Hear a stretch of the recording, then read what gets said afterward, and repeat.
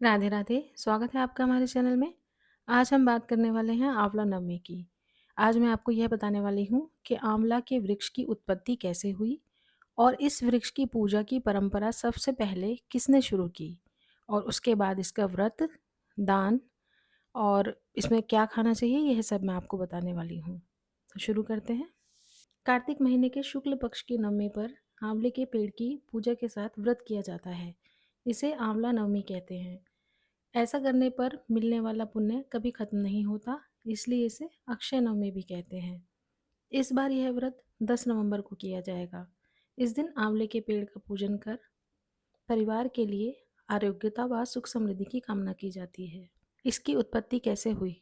पौराणिक मान्यता के अनुसार जब पूरी पृथ्वी जलमग्न हो गई, तब ब्रह्मा जी के मन में सृष्टि की सृजन को दोबारा करने का विचार आया। कमल पुष्प पर बैठकर ब्रह्मा जी तपस्या करने लगे। ब्रह्मा जी की तपस्या से प्रसन्न होकर भगवान विष्णु प्रकट हुए। भगवान विष्णु को देखकर ब्रह्मा जी खुशी से रोने लगे। ब्रह्मा जी के आंसू भगवान विष्णु के चरणों पर गिरने लगे। ब्रह्मा जी के आंसुओं से आंवले के वृक्ष की उत्पत्ति हुई।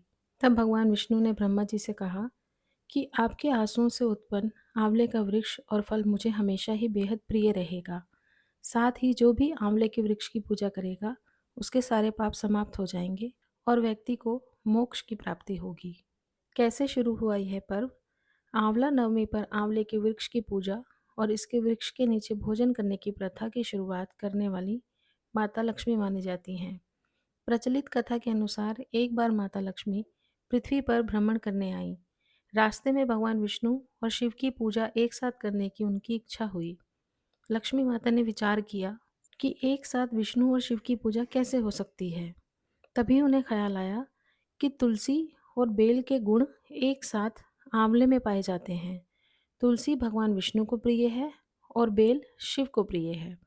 आंवले के वृक्ष को विष्णु और शिव का प्रतीक चिन्ह मानकर माँ लक्ष्मी ने आंवले के वृक्ष की पूजा की। पूजा से प्रसन्न होकर विष्णु और शिव जी प्रकट हुए। लक्ष्मी माता ने आंवले के वृक्ष के नीचे ही भोजन बनाकर विष्णु जी और भगवान शिव जी को भोजन कराया। इसके बाद स्वयं ने भी भोजन किया। जिस दिन यह घटना घटित हुई, उस दिन कार्तिक शुक्ल नवमी थी। तभी से यह परंपरा चली आ रही है। आंवला नवमी का व्रत और पूजा कैसे करें? सूर्योदय से पूर्व स्नान करके आंवले के वृक्ष की पूजा की जाती है। आंवले की जड़ में कच्चा दूध चढ़ाकर रोली, अक्षत, पुष्प, गंध आदि से पवित्र वृक्ष की विधि पूर्वक पूजा अर्चना करें। इसके बाद आंवला के पेड़ पर मोली बांधकर भगवान विष्णु के मंत्र का जाप करना चाहिए। उसके बाद आंवले के वृक्ष की 108 परिक्रमा करने के बाद दीपदान करना चाहिए और अपने परिवार की सुख समृद्धि की प्रार्थना करें।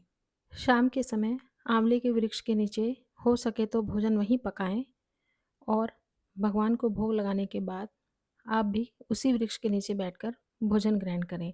इस दिन खीर, पूड़ी, सब्जी आदि का भोग बनाया जाता है। मान्यता है कि कार्तिक मास की नवमी को आंवले के पेड़ के नीचे अमृत की वर्षा होती है। अतः कार्तिक शुक्ल नवमी को आंवले की पूजा व उसकी छांव में भोजन का विशेष महत्व माना गया है। आंवला नवमी की पूजा करना पुत्र प्राप्ति के लिए भी विशेष लाभदायक माना जाता है। पुराणों के अनुसार अक्षय नवमी को कुष्मांड नवमी तथा धात्री नवमी भी कहा जाता है। आंवला नवमी स्वयं में सिद्ध मुहूर्त होता है। इस दिन किए गए दान का जन्म जन्मांतर तक क्षय नहीं होता। आंवला नवमी के दिन श्रद्धालुओं द्वारा विशेष तौर पर ब्राह्मणों को कद्दू का दान किया जाता है।